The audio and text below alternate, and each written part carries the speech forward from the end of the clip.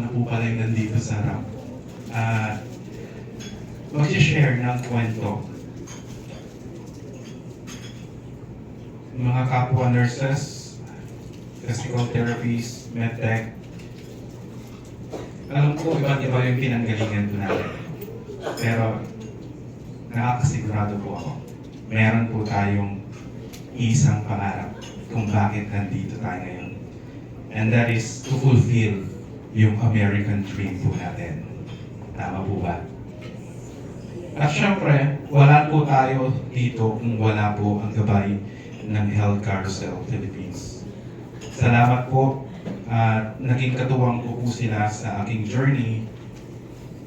At maraming salamat for helping Filipino healthcare professionals fulfill their American dreams. Lahat po tayo ay may kwento. Alam ko po, napaka-ordinaryo lang po ng kwento ko. Kaya minsan, natanong ko talaga si Ma'am Lisa. Nung tinanong po ako, sinabihan po ako, pwede ka bang mag-talk? Nasabi ko na lang, Ma'am, bakit po ako? Kasi bukod sa, parang feeling ko, wala naman po akong ma-share. Pero sinabihan po ako na, how about share mo yung kwento mo? So lahat po tayo may kanya-kanyang kwento sa kung ano po yung pinagdaanan po natin. Kwento ng may pagsisikap, kwento ng pagsasakripisyo, at may matinding pangarap. At sa umagang ito, hayaan niyo po kung ibahagi yung naging kwento ko, yung naging experience ko. Ako po si Felipe Petras Sotelo Jr., isang RN, nangarap, nadapa, at ngayon, nangangarap muli. My journey has not been straight. Ang daming kanto, ang daming ligo-ligo. Bakit ko po nasabi? Kasi po, graduate po ako ng Bachelor of Science in Nursing way back 2006 pa. Medyo matagal na. Ano po? Meron po bang mga batch 2006 dito? Hello po. Hello po. So, hindi po pala ako nag-iisa. Yung mga kasama po ako. Bakit ko po nasabi? Kasi, ito po yung batch na napaka-special. Ano po? Tama po? Napaka-special kasi hindi lang po natin pinasa yung board exam ng isang beses, kundi dalawang beses. We passed the board exam, the Philippine Nurses Licensure Exam, not once, but twice. Ganun ka-special yung batch 2006. So after po ng graduation, after ng makukuha ko yung license ko, I volunteered sa Region 1 Medical Center. Meron po bang from Pangasinan dito? Hello po. Good morning po. So I volunteered in Region 1 Medical Center. At kahit po pala license ka nung panahon na yun, ang hirap pa po palang makapasok.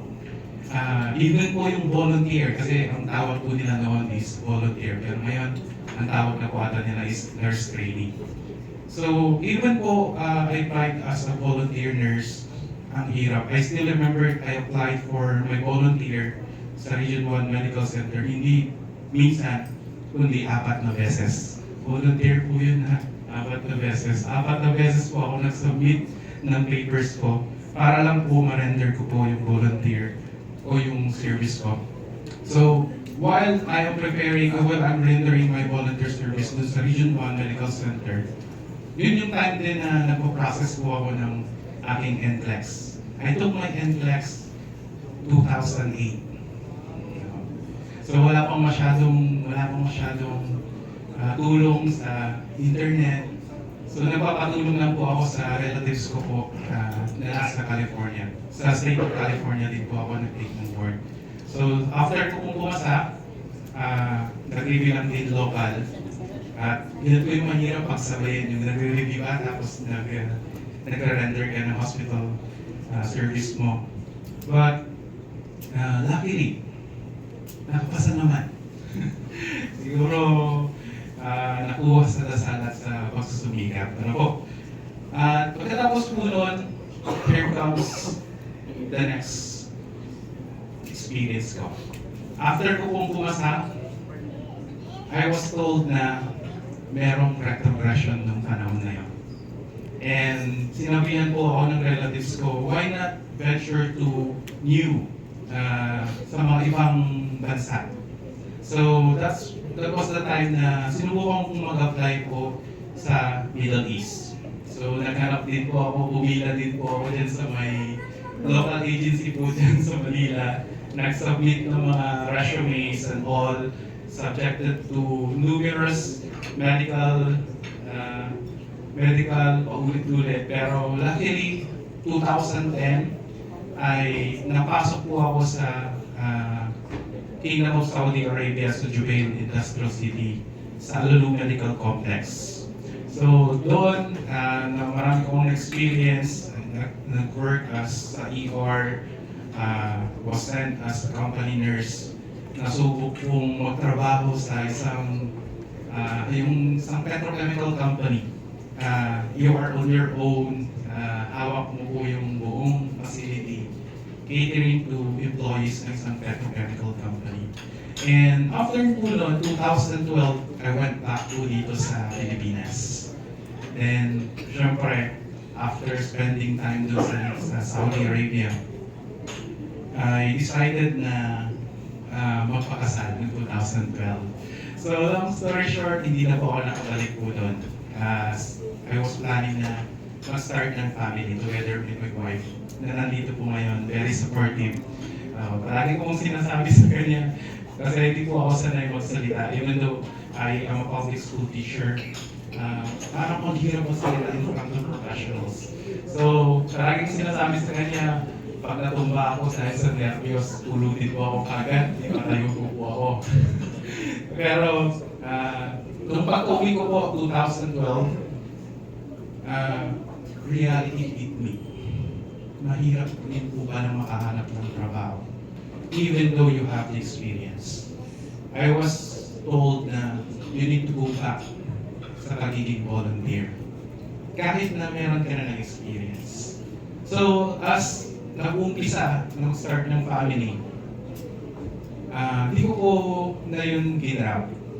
Naghanap po ako ng means of pagpagkukunan ng pagtustos sa pamilya. So, nalipat po ako ng profession. Ang nahanap ko pong trabaho ay yung nagbebenta ng ceramic tiles.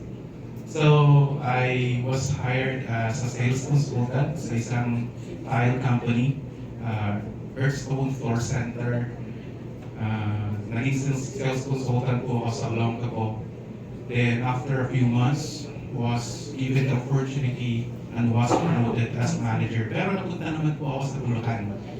Ang asawa ko naman po noon ay nasa Tarlac. Kita niyo po, nasa Pilipinas pa po kami noon. Pero parang feeling namin long distance relationship pa rin.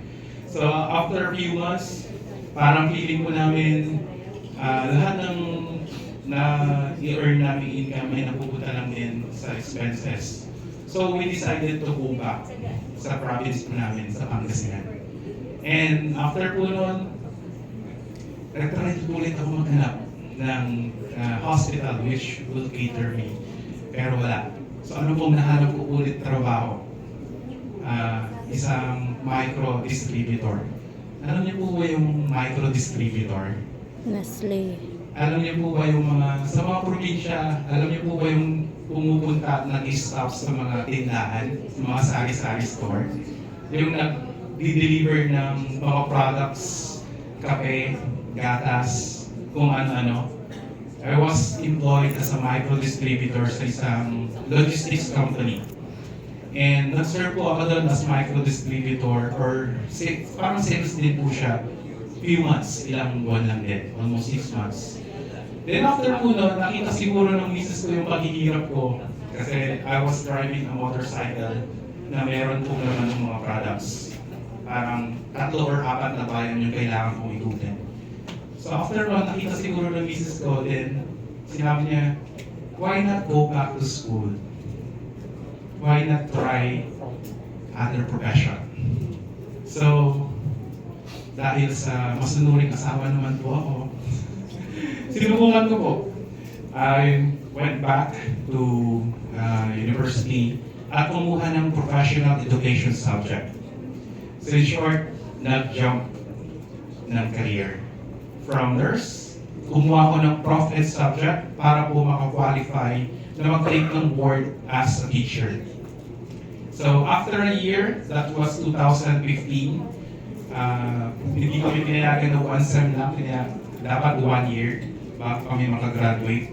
So after po nun, after 2016, I took the board, licensure exam para po sa professional teacher. Then, sabi ko, parang mas mahirap pa ata yung exam nila. Kasi since hindi mo alam yung mga ibang topics, ang alam mo lang is yung mga subjects na nakuha mo. Siguro yun po yung struggle po doon. Pero luckily, nakaya naman po. And sabi ko parang ang ganda ng timing. Kasi that was the time na nagpapalit ng curriculum ang Pilipinas. From the regular curriculum to K-12 curriculum. So ibig sabihin, nung pagka-graduate ko, nagkaroon ng mass hiring ng teacher. Sabi ko, ito na ata ang para sa akin.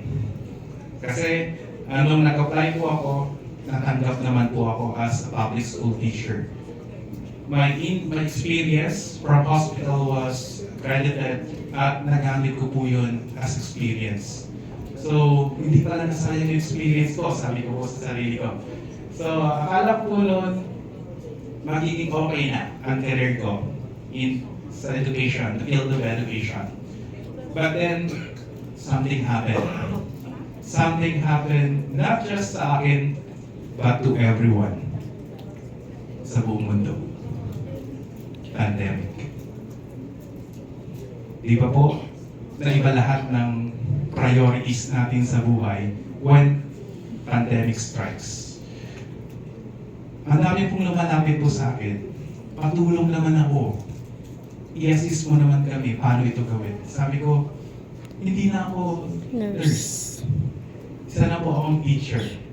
Pero yung iba, ang paningin po nila, you are still a nurse. Sabi ko, matutulungan mo ka rin po kami. Kahit sa simpleng paglagay ng oxygen, kahit yung simpleng paglagay ng swero, dahil wala po, sarado po yung hospital, yung simpleng pagtulong sa kanila, pagbibigay ng gamot, malaking bagay na po pala yun. And that was my turning point.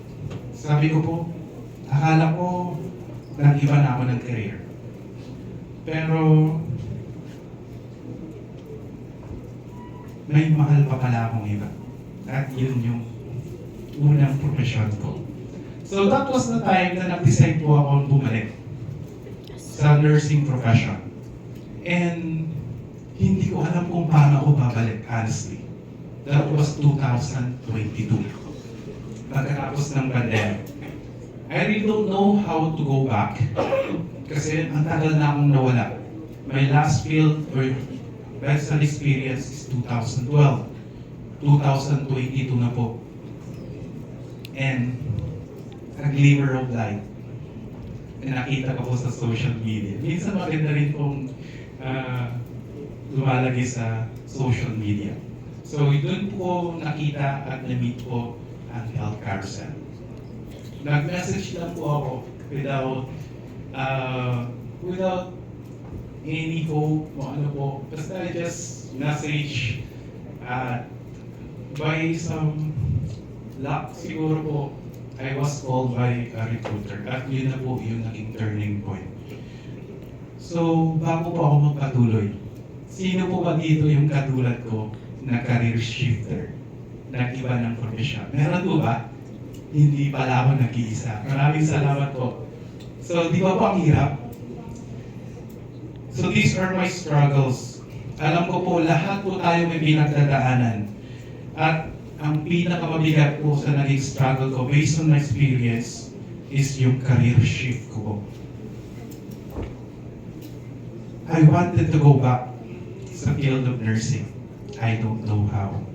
Alam ko po kailangan kong i-equip ang sarili ko, maging competitive, kasi diba, napaka-competitive ng field of nursing. So, from a nurse to sales, to a teacher wanting to go back sa pagiging nurse ko muli.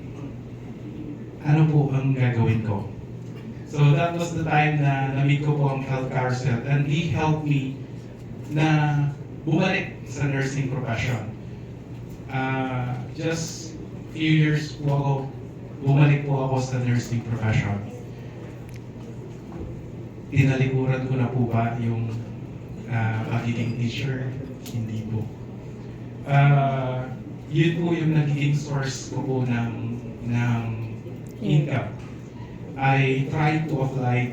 Ang hirap po kasi makapasok, sabi nga po nila, kung wala kang kakilala. So, sa mga taga-Pangasinan, I applied to all hospitals po doon para po makapasok. I applied sa Medical City, I applied sa Centrum, applied sa Provincial Hospital in San Carlos. Lahat ng mga hospital po doon, nagpasa po ako. And I applied and wanted to go back sa Region 1. Wala pong tumanggap sa akin. So, ano pong ginawa ko? Hindi po rin ako nawala ng pag-asa. Nagpasa po ulit. Nagpasa po ako ulit sa Region 1 Medical Center. After the third application, sige, siguro naawa na po sa akin at nakulitan yung HR. After the third, inayagan po akong mag-render ng training as a trainee on weekends. So, ibig kong sabihin po, as a career shifter, kailangan po natin equip po yung sarili po natin, maging competitive in the field of nursing. Kaya po ng sinasabi ni Sir Earl, we need to be competitive. So, bumalik po ako. Monday to Friday, Teacher. nasa school. Sabado-linggo, Nurse. nasa hospital. So, ibig kong sabihin technically, No parang day. more than 1 year, wala po akong day off. Nagpapasalamat na lang po ako every time na mag-suspend din ng klase pag may bagyo. Sabi ko po, salamat, may bagyo. Kasi nasuspend din yung klase, wala po akong pasok. Pero ganun po yung naging buhay ko po as career shifter. Mahirap, pero dahil sa may pangarap, kinaya. Isa po yun sa naging struggle ko. I don't know kung meron po akong katulad na career shifter na gustong bumalik. Alam ko po yung sumikap, alam ko po yung sacrifices, pero kayanin po natin. Another struggle ko po in my nursing journey are the exams and requirements. And daming exams, tama? Nilista ko po yung mga exams na tinig ko po magmula nung graduate ko. Yung nurse licensure exam, the NCLEX, yung IELTS. Ewan ko kung may maganda po ako memory po dito. Kasi nag-take po ako ng IELTS right after po mag-take ng NCLEX 2008. And sa mga tiga-Pangasinan, lalo na sa mga bandang area ng Calasiao, sabi po kasi nila medyo matigas yung panga, tama? Medyo dun sa lugar po namin, we have the tendency na itaas yung last syllable. Uy. Bakit uy? Ang hilig po namin itaas. Lahat po ng, kahit hindi naman kailangan itaas, pero yung dialect po namin, meron po yung acquired na kailangan itaas. Bakit uy? Anong ulam natin uy? Nagdadagdag na uy. So, nadala ko po yun hanggang sa exam. So, nung nag-take po, nagre-review po ako para sa IELTS, lagi ko ako pinagsasabihan, kailangan mo listen ito. Even the pronunciation with P and F, nahihirapan po ako. So, even po, medyo okay po ako sa listening, okay po ako sa reading, nahihirapan po ako sa speaking. So, ibig kong sabihin, hindi ko nakuha yung band score na 7. Di ba mayroon pong band score na 7? Pero sabi ko po noon, hindi kaya ko ito. Kasi I was hopeful. Pero yung nangyari na po yun, nung nangyari po yung retrogression, kaya hindi ko na po pinagpatuloy. So another po na exam is yung sa mga napunta ng Saudi, Prometrics exam. Sa ibang Middle East po ata is HAAD, ano po. Pero doon sa Saudi is yung Prometrics exam. Sabi ko, akala ko nung papunta ako ng Saudi, yun na, meron mo lang exam. So aside po doon, nag-take po ulit ng Prometrics test. Then, nung nag-a-apply na po dito, here comes yung another struggle ko. Kasi although may NCLEX na kailangan makakuha pa ng English test, tama? So naalala ko po ulit nung nasa health carousel na po ako. Pinagsasabihan po palagi ako ni Ma'am Angelica. Hindi ko alam kung nandito po sila, Ma'am Angelica Corilan. Palagi ako i-encourage, mag-take ka ng English test. Hindi ko masabi-sabi na takot po ako mag-take ng English test. Kasi meron po akong history na nahihirapan po magsalita. So, pero nung kailangan mag-take na ng English test, yun, meron pong in-introduce sa akin na bagong exam. At yun po yung PDE. So, hindi po yung IELTS yung kinuha ko, kundi yung PDE.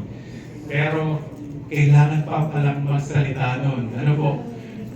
Ito na naman, magsasalita na naman. Pero, salamat po sa Diyos. At salamat po sa guidance ng Health Carousel. Salamat po sa pagkukumbinsi ng aking IPA na mag-take na ng test.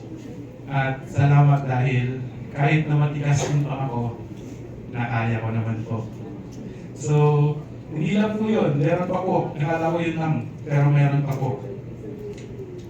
Aside from the PDE, meron pa po palang mga tests katulad ng, I don't know kung na-take yun na, yung mahabang test natin sa Health Carousel, Health Stream. Ano po, mahirap pong pagsabayin habang nag-duty ka at kailangan mong tapusin kasi merong deadline. Tama po? Ito na kung paano niyo po pinagsasabay. Kasi po ako nasa Monday to Friday nasa school, Sabado, Linggo nasa hospital, at meron pa pong tapusin na deadline. So, hindi ko alam kung paano ko po ginawa pero kinaya po natin. Ano po? Hindi lang po yun. Meron pa pala mga exam. Kasi nung nag-take ako last time, meron pa. Meron pa po yung exam po pala pag kukuha ka ng BLS. Meron pa palang exam pag mag-take ka ng ACLS. Sabi ko, alam ko, CPR lang ito. Yun pala meron pa palang exam po nun. Kasi under ng American Heart Association. So, and yung last na test na kinuha ko po is yung una test. Hindi ko alam kung nakapag-take na rin po kayo nun. Pero akala ko mahirap. Pero sa tulong ng mga ibang under Health Carousel, kinaya naman po. So lahat may hirap. Lahat po ng exam may gastos. Nasaan na po kayo sa mga part kong ito? Mahirap po, di ba? Finances. Bawat galaw mo, kailangan ng pera. Kaya po, dapat mag-ipon-ipon na po tayo. Para may magamit po tayo. Bawat requirements, kailangan po ng sakripisyo at finances. Pero sa tingin ko po, ito po yung pinaka-struggle, naging struggle ko. Hindi po yung career shift, hindi po yung exam sa requirement. Ang pinaka naging struggle ko is yung paghihintay. Waiting. Sino po dito yung naghihintay? Okay, some say this is the hardest battle na kailangan natin pagtagumpayan. Ang maghintay, pinaka-common po siguro po ito sa lahat. Yung araw-araw nag-aabang ka ng update sa susunod na visa bulletin. Inaabangan mo yung update ng website. Tapos, nung hindi pumasok yung priority date mo, aantay na naman. Nakakaubos ng pasensya, minsan nakakawala ng tiwala sa sarili. Sino po dito yung nakaranas po nun? Magantay. Sino po dito yung nag-aantay na maging correct na yung priority date? Meron po. Lahat. alam ko po yung pakiramdam. Nandyan din po ako dati. Pero darating din ang tamang oras para po sa inyo. Pwede ba natin sabihin, darating din yung oras ko? Pwede ba natin sabihin sa katabi natin, darating din ang oras mo? Yes po. Alam niyo po, ito po yung naging isang naging malaking tulong din po sa akin. Kasi kung hindi po dahil sa encouragement ng ibang tao, tingin po nag-give up po ako. Kaya po, might as well take the opportunity na encourage ang bawat isa. Hindi ba? Isa lang po yung pangarap po natin to fulfill the American dream. So despite all the struggles, paano po ako nagpatuloy? Ano po yung naging motivation ko po? What kept me going? Una sa lahat, palagi kong binabalikan yung salitang bakit. Bakit ako nagpapatuloy? Bakit ko tinitiis na walang day off sa loob ng isang taon? Bakit ko po tiniis na mag-day off kapag holiday lang or walang kapag may bagyo? Parang yun na lang ang pinagka-day off ko po. Kasi kahit po teacher, sabi po nila may bakasyon po kayo ng April, May, pero madami pa rin pong ginagawa po pala. Yun yung reality po nun. So, what kept me going, despite all the struggles, is my whys, my purpose kung bakit ko ako nagpapatuloy. Lagi ko pong iniisip, para kanino pa po ba itong pagsusumikap na ginagawa ko? Para sa pamilya ko? Para sa future ko? At syempre, para sa pumangkan ko. Para sa pangarap po natin, di ba? At mahalaga pong malaman po natin at hindi po natin makalimutan why we struggle, why we face all this struggle. Kasi ito po yung magbabalik po sa atin at magbibigay ng motivation sa atin as we encounter all the struggles as we fulfill our American dream.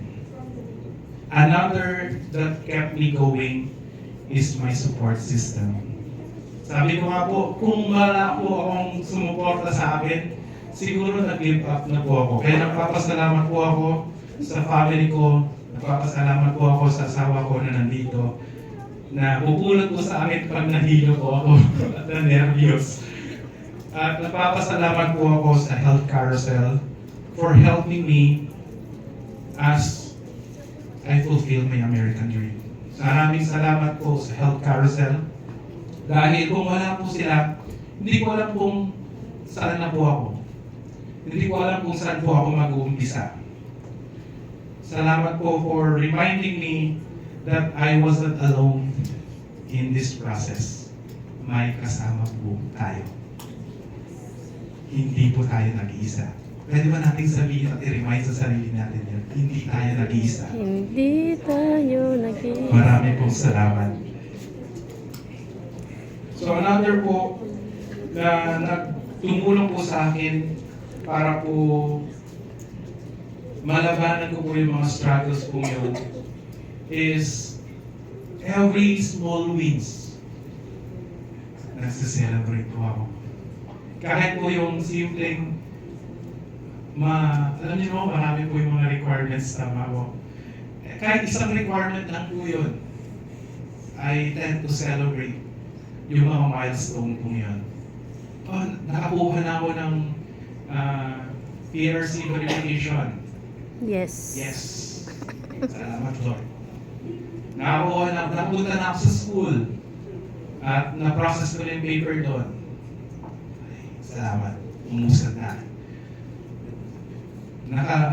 Nasa hospital na, nagre-render ng bedside experience. Thank you. So let us remind ourselves sa mga small wins na nangyayari po sa buhay po natin, sa process po natin. Kasi ito po yung tutulong po sa atin when we face struggle, when we face uncertainty sa mga pag-aantay po natin. All those small wins ay magiging small window of opportunity po para po sa atin. And higit po sa lahat, yung faith po natin sa Panginoon. Hindi po ako masyadong religious, pero sabi ko po, I believe in God's timing. Graduate ng 2006, after almost 2 decades, mapupulfill na rin yung American dream. If that is not God's timing, hindi ko pa po alam. So, ngayon po, tanungin ko po ang bawat isa. Ano po ba yung reason kung bakit pa po kayo nagpapatuloy? What are your whys?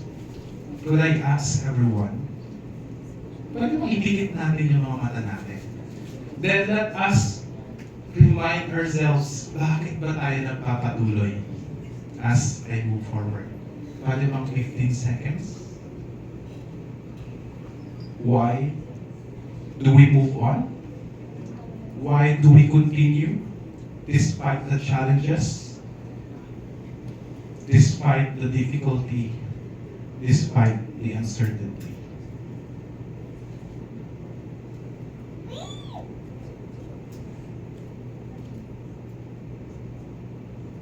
Maraming salamat. Thank you. And I hope hindi po natin makakalimutan kung bakit po tayo nagpapatuloy, because this will be our motivation when we face yung mga paghihirap po yan. Mga ka-Health Carousel, we are in this together. Hindi po kayo nag-iisa. Some of us are still waiting, some are almost there, malapit na. And some are already scheduled to leave for departure na. Pero lahat tayo may iisang direksyon, fulfilling our American dream. Let us remember, our journey doesn't have to look like anyone else. Sometimes, ang hilig po natin i-compare yung experience natin sa experience ng iba. Naging ganun din po ako. Pero, mahirap pala i-compare yung sarili sa iba. So let us remember na unique po ang experience po natin. Kapag napapagod kayo, balikan ninyo kung bakit kayo nagsimula. Kapag natatakot po tayo, remember, fear means you're about to do something brave. Nakakatakot pag may grade sa bansang hindi mo kilala naman. Honestly, ako natatakot po ako. Hindi ko alam yung asawa ko. Pero ako po natatakot po. Kapag nawawalan tayo ng pag-asa, look around. Lahat tayo may laban at hindi ka nag-iisa. Kaya salamat po at nandito po tayo to encourage one another as we go on with our journey. Kapag nagdududa kayo, remember your small wins you have already achieved. Makakaya ko at susunod na ako. Pwede ba natin sabihin sa sarili natin yun? Makakaya ko at susunod. Parang ayaw nyo atang maniwala. Ulitin nga po natin. Makakaya ko at susunod ako. Makakaya ko at susunod. Maraming salamat. Naniwalaan niyo po ba yung sinabi po ninyo? Makakaya po natin at susunod po tayo. As I prepare for my departure sa Maine, USA on October 1,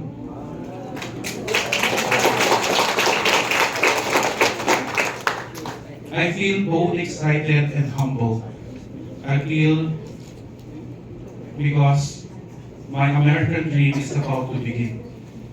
Humble.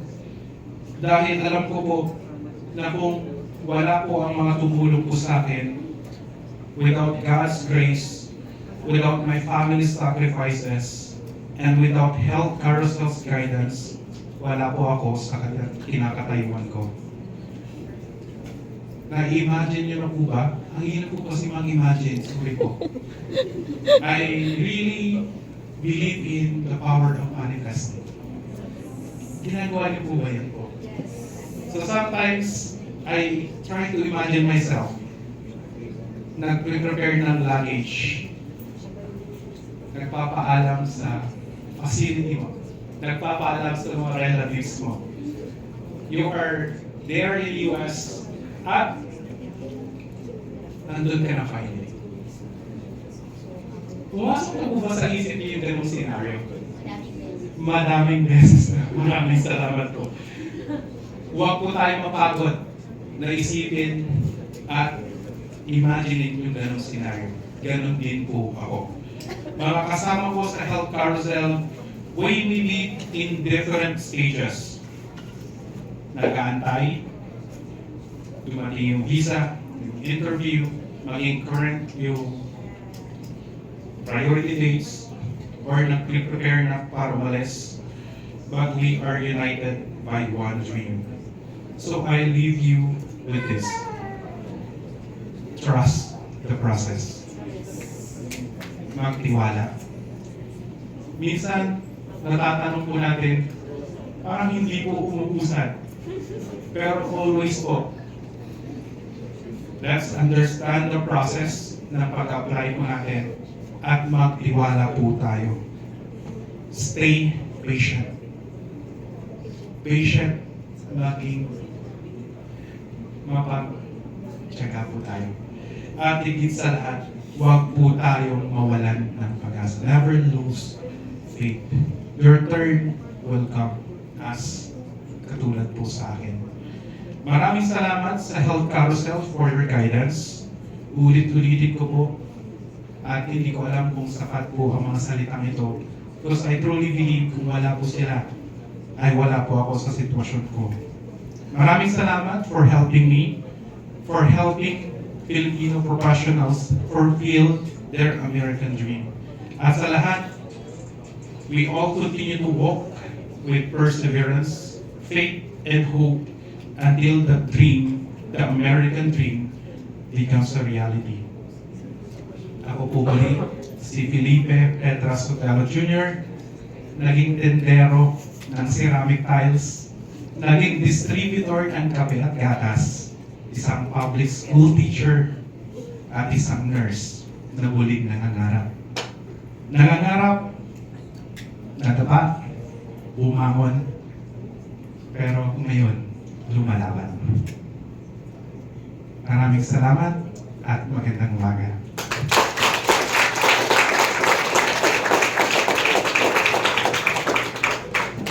Okay, thank you very